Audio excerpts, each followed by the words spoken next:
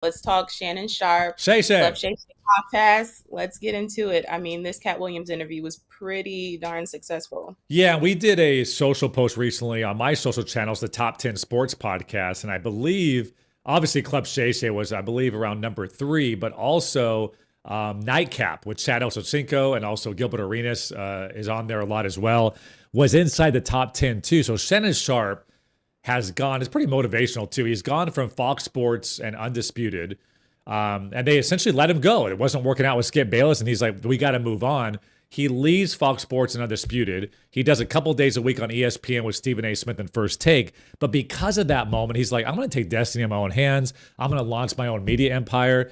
And the amount of success he's had so early on with not one but two top 10 sports podcasts in the world in what, 6 months? I mean, he launched these platforms, I mean, less than a year ago, but we've been, Kayla and I have both been obsessed with this Katt Williams episode because we feel like it's one of the most viral moments we've ever seen in the history of social media. And we see all these receipts that are coming out, and it was just mind blowing to witness what happened after that episode. But we've already broke that down on the show before. What I really want to get into is the news that Shannon Sharpe said that the infamous Katt Williams interview made him more money, just that one single interview, than any single NFL season that he did while he was in the NFL. So he made $22.3 million in his career. He said, whatever you think it is, double it. If you think it's 500 grand, I made $1 million. If you think it's 3 million, I made $6 million. So I'm guessing, based on what he said and based on his career earnings, probably in that $3 to $5 million range on one single freaking episode.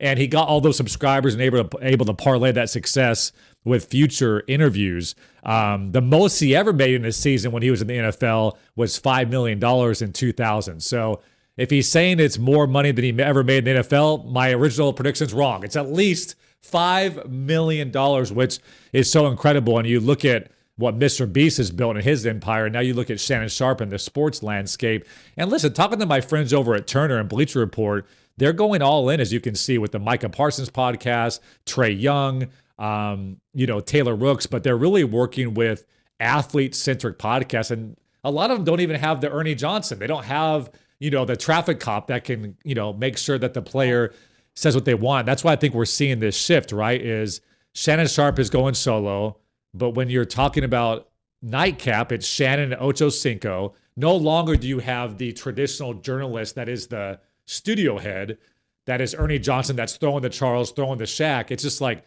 put the athletes on the platform and go to work. And that's something we've never seen in media. And it seems to be working so well that every athlete has a podcast, and there's some pretty bad ones out there.